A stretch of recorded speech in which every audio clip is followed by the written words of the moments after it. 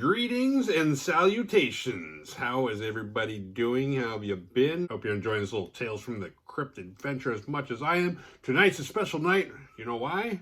Because we're starting season 2, and this is where the show starts to really get good. It's almost been 1 year since season 1 ended. It's almost been exactly 32 years since season 2 premiered. It premiered on April 21st, 1990.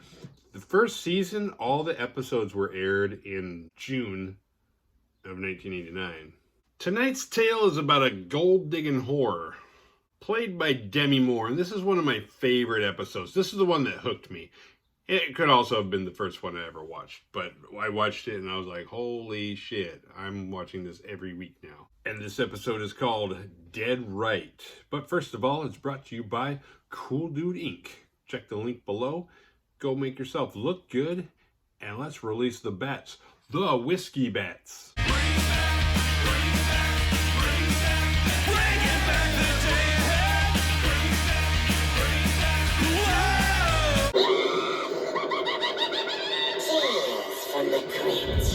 This episode opens with Demi Moore going to a psychic during her lunch break, as one does. I know that's why I look forward to lunch. Fuck food. I'm going to go look into the future. You really hate your job, I think, if you're going to fortune tellers and shit during your lunch break. She meets Madame Vorna, the psychic. And as Madame Vorna reads her, like looks her over and all this, like everything she describes, she's kind of like looking at her and describing the kind of person she is. And so far, she's not wrong about anything. And I know this because like Demi's agreeing with her. It's like, yeah, okay, yeah, that's true, yeah. And Madame Vorna predicts you're going to lose your job today. But by the end of the day, she would have a new job. So Demi leaves, and she's kind of like, first of all, that cost her $20. That's like pretty shitty. You're gonna get fired and then get a new job. That cost me $20. That's pretty shitty. But she leaves like convinced, like, this is a fucking scam. You're full of shit. My boss isn't even in town. How am I gonna get fired? How are you gonna get fired on your day off? Back at work, she tells her coworker about the experience and what a scam it was.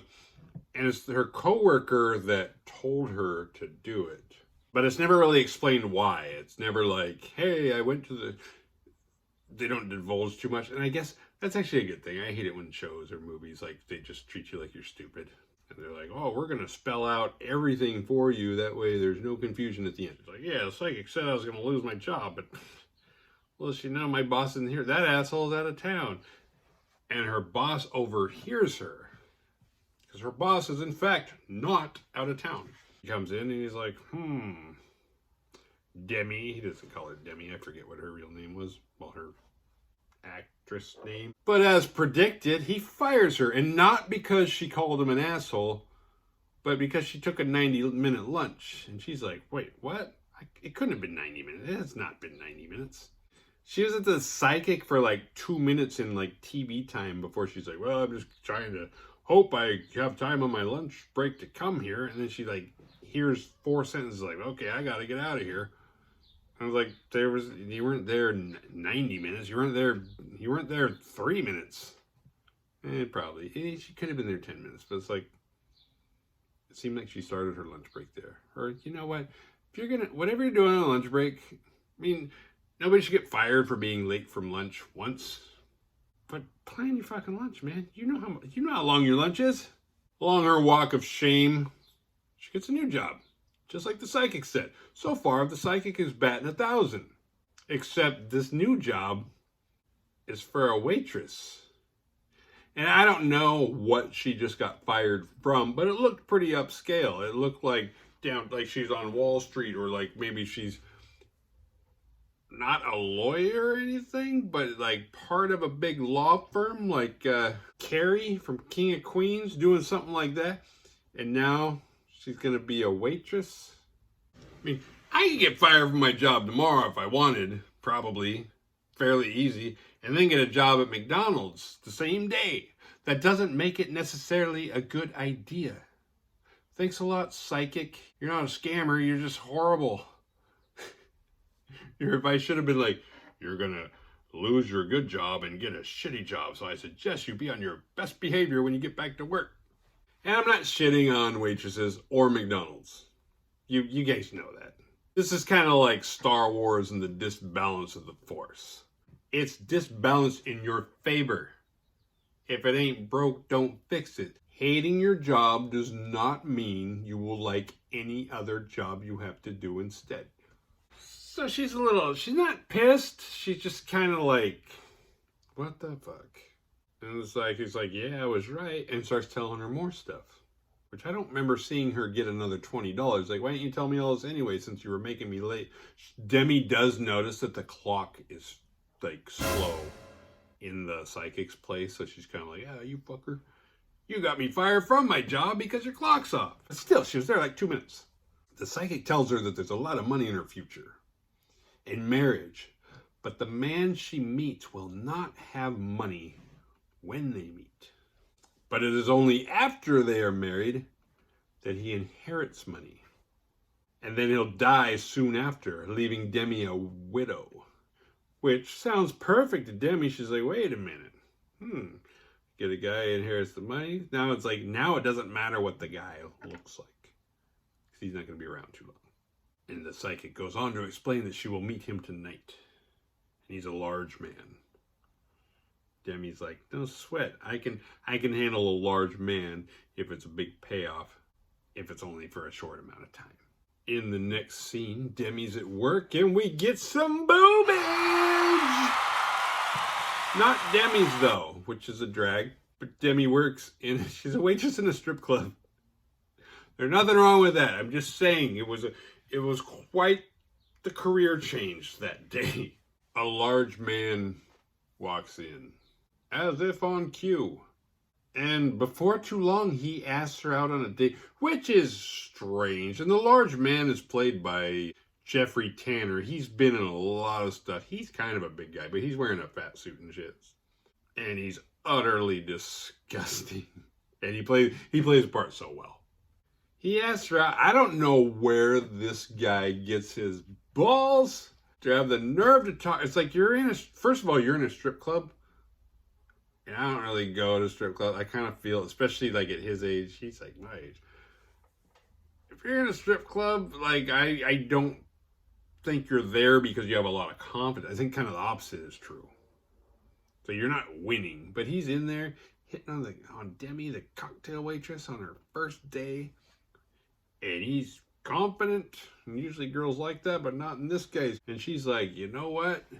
Because she puts two and two together. She's like, this guy might be the guy, but nope. I don't want the money that bad. I'm out of here. She goes back to the psychic, and the psychic says, yep, that's the guy. And she's like, really? And she's like, yep. He inherits the money, and he dies. Like, psychic is, like, totally, like, twisting her arm. Like, come on, go do it. Like, you know, like, as if the psychic wants what's better for her, but why would she? It's like, you get 20, you got your $20 already. What do you care if you're right, wrong, or if my life turns out good, or if I die the next day? You're just a psychic. That night she goes back to work and we get some more boobies. And finally she gives in. And he takes her out for a movie. And then afterwards they go out to dinner. They get some Chinese food. And he thinks she's hilarious.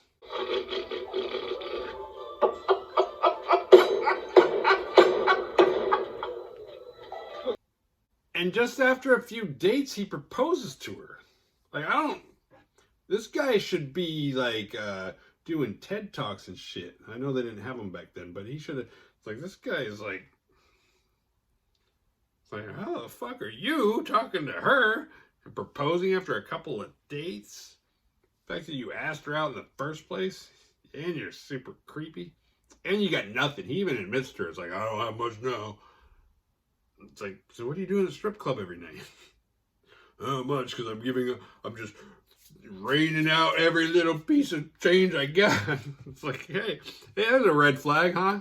But they do get married. And after a few months of waiting on him hand and foot, serving his every need, which is like, did she quit her job? Because he said he didn't have anything. So it's like, I don't think women should necessarily like wait hand and foot on their men to begin with.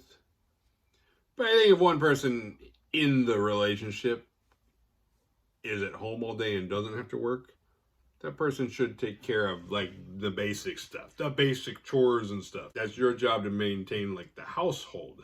So I think it'd be really weird if she has to do that all day and go to work because his ass is broke. But let's not think about it. Let's move forward. I neglected to mention this earlier, but before she agreed to marry him, she did inquire if he had any rich family members, to which he told her, yes. As a matter of fact, I do have an uncle. He owns a factory. She's like, oh, word? But now, after a few months of marriage, she's like, so have you talked to that uncle of yours by chance? Huh? You know, the rich one, the guy that owns the factory and shit, how's he doing?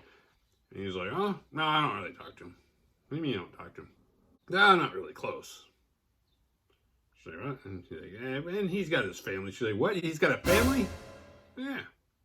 And it just clicks. She's like, that means if he dies, the family's getting the money, not you. You're just some fat ass forgotten nephew. She's furious. Like, she's put all this time in, she's married him. He's supposed to croak. He's got no prospects. What the hell? She goes back to Vorna, the psychic. She tells Vorna, you know what? Fuck you. I'm done. I don't know why she has to consult Vorna versus just like, it's like, when did you and Vorna become BFFs? Well, you don't gotta tell her. You can't be like, well, especially because you told her that you're done, you're not going to do it, it's not worth it, and you don't think the payday's coming, you can't stand another day with this guy because he's disgusting. Why are you telling her that? Do you think then she's going to get like a new signal, be like, oh, well, if that happens, it turns out, and she's going to have a new future for you because she's a real psychic? She would. Once you make a decision, it would open a new path to something else, wouldn't it? And then she storms out. She just did like the equivalent of like, I'm never shopping here again. Boom. And Vorna's like, whatever. Then it pans in on Vorna and she says, he will inherit money and then he will die. Vorna is always right. Unfortunately, Vorna is also vague as fuck. Demi stops by a store on her way home. And it turns out she is the 1 millionth customer. That was a thing in the 80s that I don't know if it ever really happened, but on TV shows it would happen. It's like, oh, surprise, you're the 1 millionth customer, and you'd win something. In this case, it's $1 million. And Demi's like, holy shit. Fuck that fat ass husband. Fuck that psychic. You were right about some shit, but you were wrong. I got my $1 million. And she goes home and starts packing, and she starts talking shit to Charlie. That's her husband's name. And she's like, you know what? I'm out of here. And she's mean. Because Charlie was a piece of shit husband, but he wasn't like mean or like mean on purpose. But she's like, you fucking, she's been bottling stuff up for a while. And she just lets him have it. And she's about to leave. He's like, wait, can I just say one more thing? And she's like, what? And she didn't notice him grab the kitchen knife. I can't have you. No one can. She's like, what? And in our best Tales from the Crypt plot twist so far, he starts stabbing her and stab, and he stabs her to death. He kills her. He fucking kills her. Then he inherits her $1 million as promised, and then he gets the electric chair, dying in a violent death shortly after inheriting the money. Madame Vorna was right. And that concludes episode number 1 of season 2. And I know Tales from the Crypt is an anthology, but it would have been cool to have another episode with Madame Vorna, or maybe a couple other adventures of when she gives out vague future advice and fucks people over. But that's it for tonight. Thank you for tuning in. I appreciate all of you. Don't forget, if you haven't already, to like, subscribe, share. But most of all, keep watching, because we got more. We got 5 more seasons.